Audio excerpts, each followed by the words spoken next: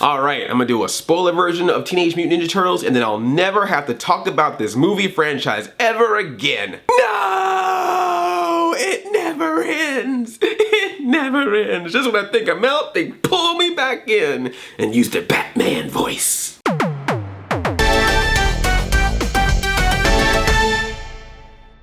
Hi, I'm Andre and I'm a black nerd, and this is the spoiler review of Teenage Mutant Ninja Turtles. I made a non-spoiler version, which if you hadn't seen that, please be sure to check that out. But this is me going through the movie, spoiling everything. If you have not seen the movie, if you do not want spoilers, do not watch this video. Gonna probably enjoy this a lot more because there's things about this movie I really liked that I couldn't say because I didn't want to spoil it, and there's things I really don't like about this movie that I couldn't say because I didn't want to spoil it for you. So let's just dive right into it. First off, they start the movie with a comic book style intro, and they also have a comic book style outro, and I like that. I didn't want to say it because I didn't want you to know about it because they had not shown it up to this point, so I wanted it to be a surprise for when you went into the movie to see it. I just thought that was a nice nod to the original concept of Turtles being a comic book. I thought that was a nice way to start the movie and end it that way. Good job with that. I noticed I didn't talk a lot about Will Arnett in the non-spoilers version. Will Arnett, Vern, not Vernon, he's a great guy. He's a great actor. He's a funny dude, but this was one of those situations, I've seen this happen, the comedian doesn't have much to work with. Well, Will Arnett's funny.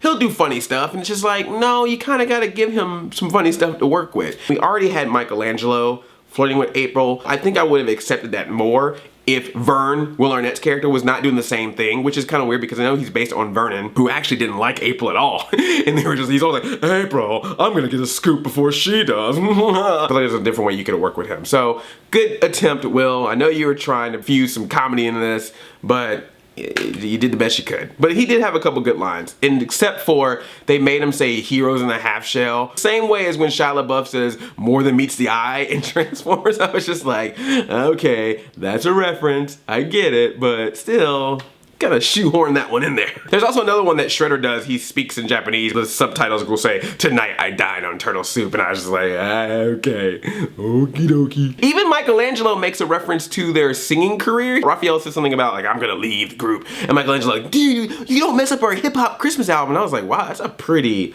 obscure reference. And I was almost wondering, was it a real reference or did he just sort of say hip hop Christmas album for jokes and didn't realize that the Turtles actually did a hip hop Christmas album? It was really hard to tell if it was a reference or just coincidence. Some of you have argued that I was a little bit too hard about the first part of this movie. The Turtles actually showed up early. Well, they teased them. They did the whole like they're fighting in the shadows but we don't see them, and that was good. I enjoyed that. Problem though is that then it goes back to more of the other story before we get the official reveal, and that's what I meant. We already know we're in a Ninja Turtles movie. We already know that Ninja Turtles are gonna show up. I don't think you need 20-some minutes of build up to the eventual, hey, I'm a Ninja Turtle now, you see me on screen, you know? And I know some people were like, well, Godzilla did that. Okay, this is the difference. Although my biggest complaint about Godzilla was that Godzilla's only in part of the movie. He should have been in more of the movie. But Godzilla is essentially a disaster movie.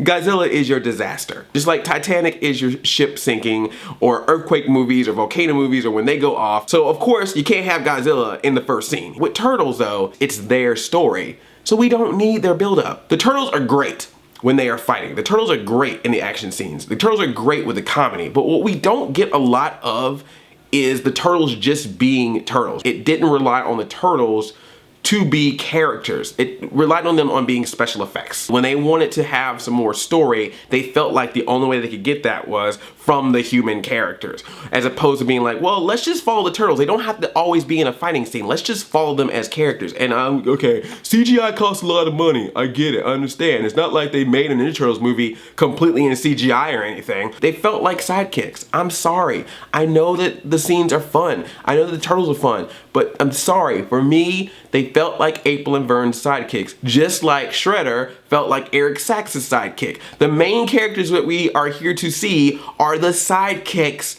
of the human characters, and it just shouldn't be that way in a Turtles film. Sorry. But speaking of the Turtles That subway scene was awesome. Throwing Cry around, throwing all the foot soldiers around. I was like, yeah, now we're talking. And then it leads up to the rooftop. Yes, I'm telling you guys, I'm not like everyone thinks I just hate this movie, but listen to me, I'm telling you, when them turtles are on screen, I'm like this. I mean, smiles, happiness. I got past all the designs, all that stuff. When they are just there, there's something about the turtles that just makes me happy. When I see them on screen, they make me happy. When they are fighting that subway scene and like it's all like dark and light, and especially level like when the subway was going across and you could see Raph and then you couldn't see him and you could see him like the shadows, and he's just all like, whoa, and then they're all excited because they won the battle. This is our city. Like, I enjoyed all of that. And then when I eventually meet April, yes, I enjoyed that. Only thing that I was having a problem with is that they're kind of dicks to April at first. I mean, they grab her by a chain, Black Snake Moan style. They act like they're gonna break her camera phone, basically find her and kill her if she says anything, and then the entire time Michelangelo's trying to get into her pants.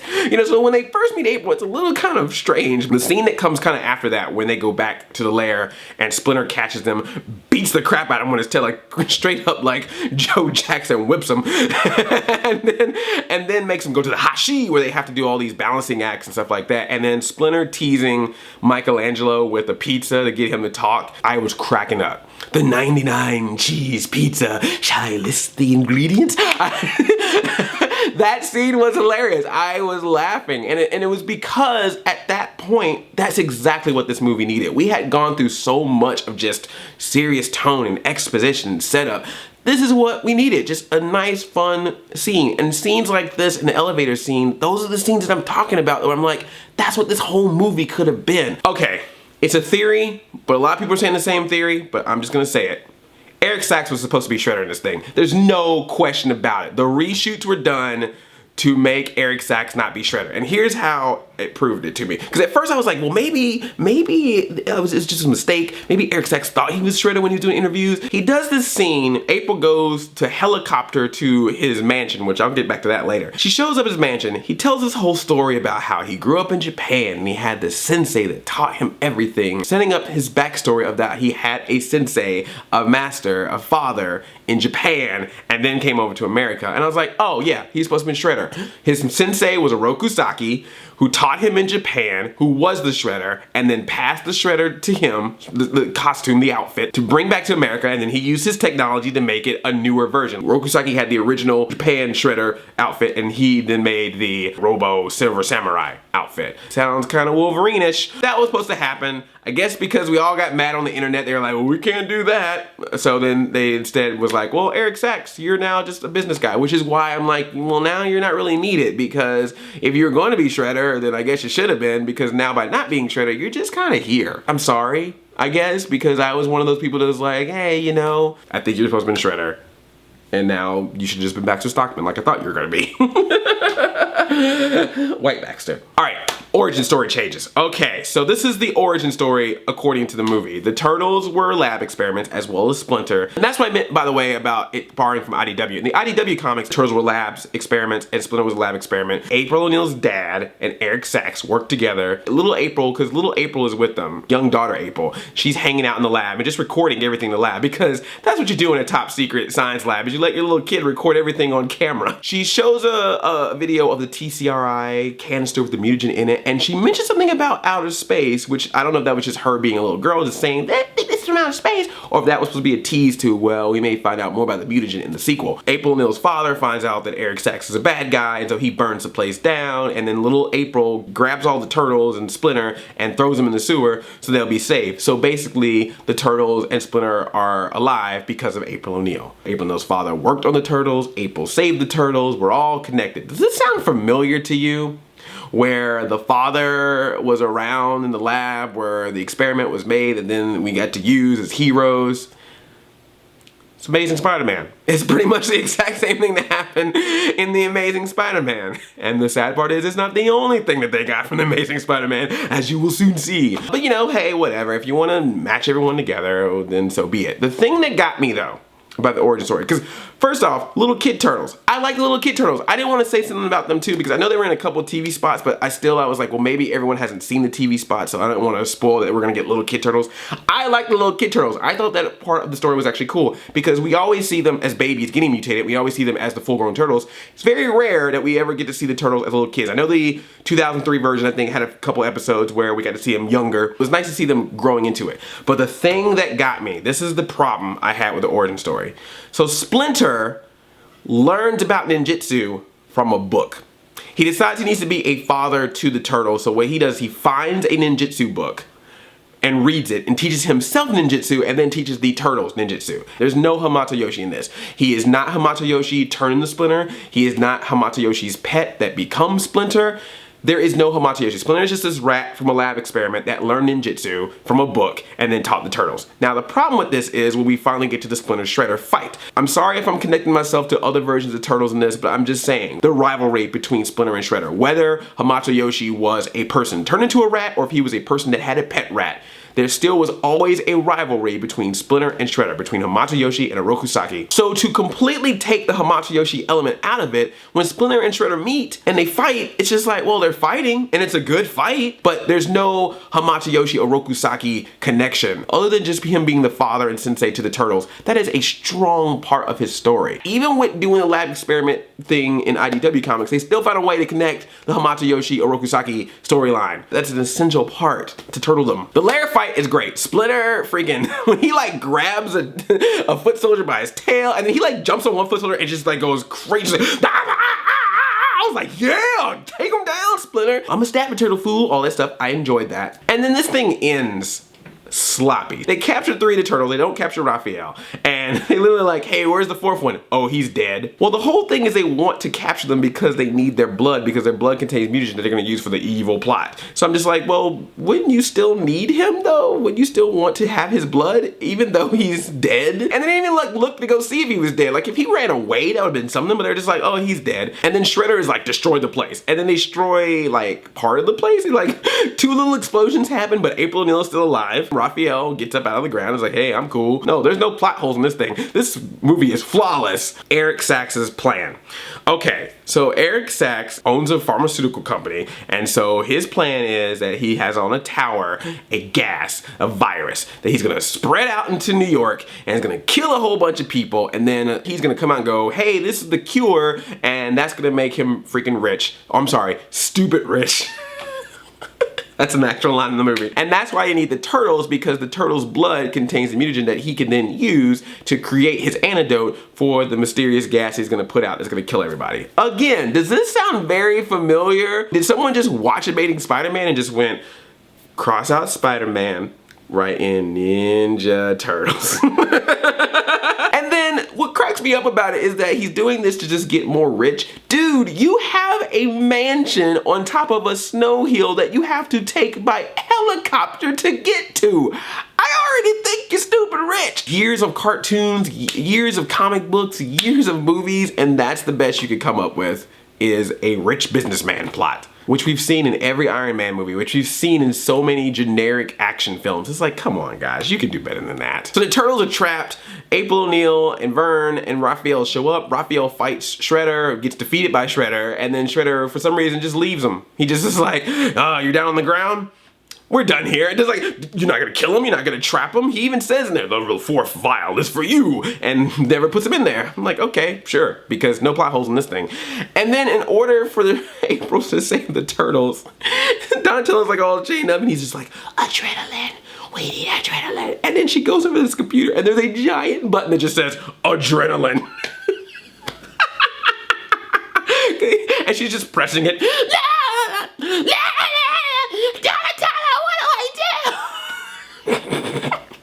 And then the turtles get adrenaline and they just come out and they're all like, oh, we're fine now. Oh, by the way, Eric Sachs in the scene, William Fichtner, by far the best time of him in this movie is in this whole scene, because he's all like, I want you to take all their blood out, even if it kills them. I think that's gonna kill them. Best part, I've been saying this all weekend ever since I saw the movie. He walks up to the turtle and he just goes like, let me look at you. That cracks me up every single time. He's just like, let me look at you. And then Leonardo says something, he goes, say it again, I want to hear you speak. William Fichtner is a great actor. He's a great villain. It's just I almost feel bad now. I'm like, nah, I kind of wish you were Shredder, because you're just that line, I don't know what it was. It's the way he delivered that line just made me laugh. Let me look at you. The snow chase scene. By far the best thing about this movie. That scene, which I thought I wasn't gonna like. When I first saw it, I was like, well, they're in snow? What the crap's that all about? But man, that is fun. And I don't care. Everyone's like, oh, it's too much CGI. I don't care. It's fun. They are sliding down that hill. They're jumping from car to car. They're fighting the Foot Clan. Like, this is action-packed. This is great. I'm loving it. It's so much fun. Can I make that very clear for you guys who just think I'm completely bashing this movie? That snow chase scene is fun. I'm enjoying it. It's great. I just wish that more of the movie was as fun as that. That whole sequence is great. Even though they had to throw in a little joke about April's butt, I was just like, god dang it. The turtles and April's booty nowadays is just interesting. The joke is that she's leaning out to take pictures and Vern's like, what are you doing? And then he leans over and, oh, April's butt's in the shot. Oh yeah, keep doing that. But hey, nice butt, April. I'm not gonna hate on the butt. I'm just saying it's a stupid joke, but a good butt. The turtles run into the building to try to stop Shredder. Let's go this way, and then they stop, and it's like all these foot soldiers are just like staring at them like, and then they start shooting, of course, and like, oh, that's not the way to go. And they go in the elevator, and they're waiting for the elevator to go up, and the little elevator's going ding, ding, ding. So then, of course, Michelangelo starts hitting his nunchucks. MC Mikey. And then Raphael comes into it. And then Donatello's like, Judas both have hitting the elevator. And then Leonardo starts clanging his sword.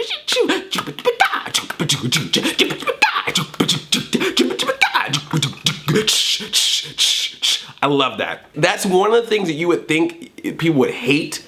I love that. Because it was fun, and I like the joke before it, and I like when they finally go up on the rooftop. That's what I'm saying. The second half of this movie it like picks up. It definitely picks up, and then that's what was struggling with me, because I was like, wow, I really am digging this second half. Until April O'Neil. I've been saying all this stuff, and everyone's been thinking I'm being too hard on her, and I understand your points, but this is essentially why I was mad about April. April O'Neil defeats Shredder. Let me explain. First off, let's go back to the scene where they're fighting in the lair. Splinter and Shredder are in a hardcore fight. They're going crazy, and April O'Neil just apparently just grabs a side, runs up behind Shredder, and like stabs him in the back. What, Shredder, you don't have any ninja moves? Is that giant robot suit now allow you to not understand that someone's coming from behind?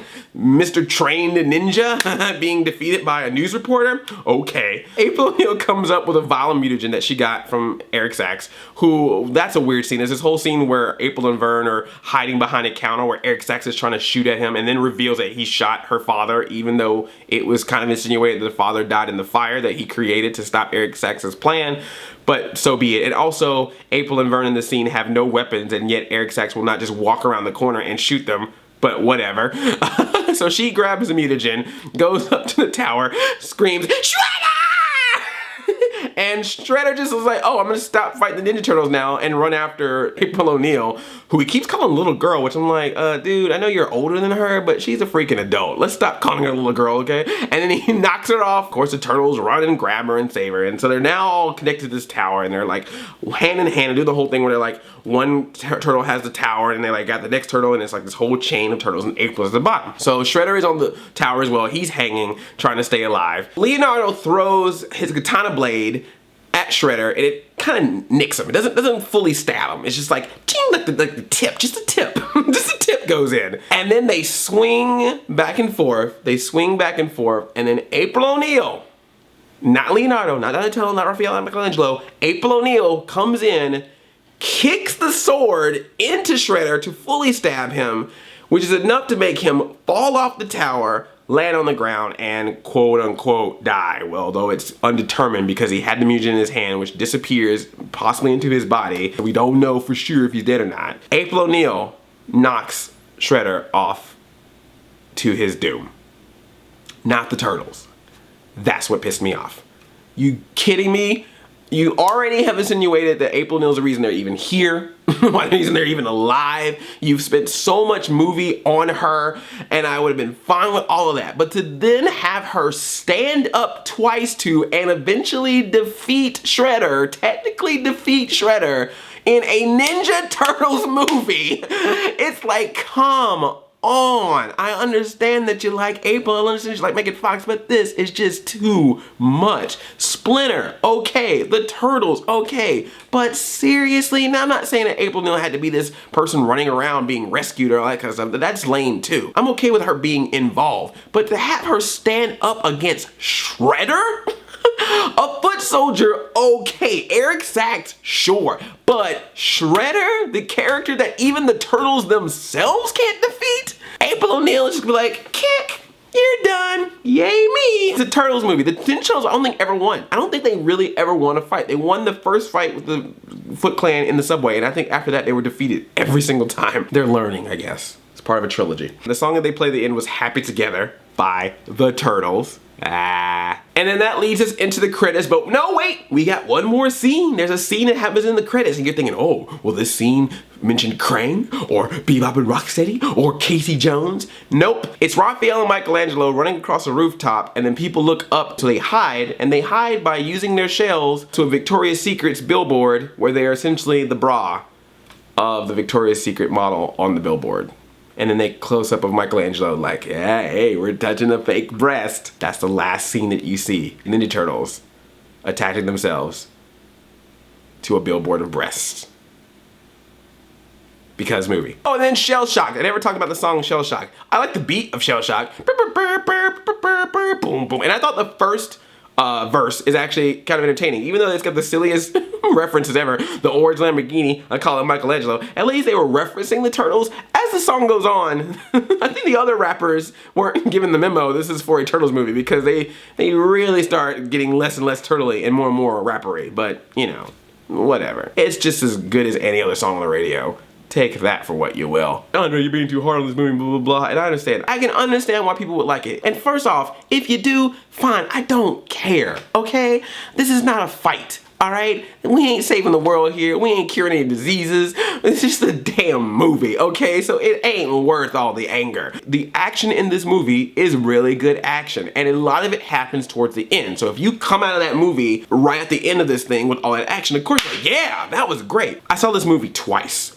Just because, I just wanted to be sure, because I didn't want to be that fanboy that you all were assuming I was going to be. I wanted to take this with a critical eye. The action is great. The Turtles are great. And I didn't think I was going to like them. They're great. The voice actors are great. I enjoy them. But I'm sorry, I can't get past the fact that the first half of this movie is so bad.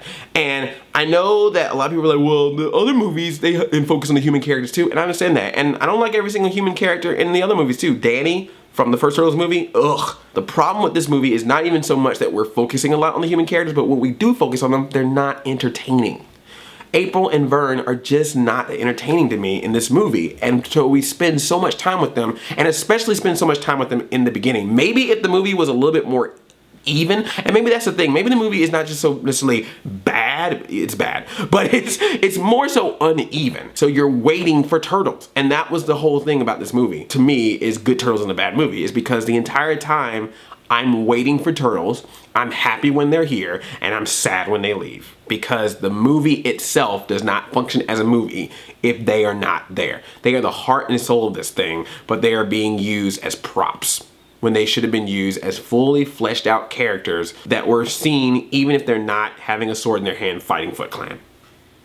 That was the advantage that you had with this movie over some of the other movies with CGI characters. The Turtles have personalities. Let's explore them. Am I being more critical about this movie than others? Sure. But the reason is because I know it's gonna be #1. I know it's gonna make a lot of money because it's Ninja Turtles. How can it not make a lot of money? And I know there's gonna be a sequel. It's already been announced. I'm saying these things because I think this movie has potential. That is the one key thing. If this movie was just flat out terrible, so be it. But I'm telling you, when I watched that snow scene, when I watched that elevator scene, when I watched the subway scene, it showed me what this movie could have been. all the way through. And that's all I'm asking. Have a level movie all the way through. And if the second one follows that route and is enjoyable, I will be the first person to sit on camera and tell you I loved it. Because it's not about being a turtle fanboy. It's not about nostalgia glasses. It's just about, I just want a fun movie with turtles in it.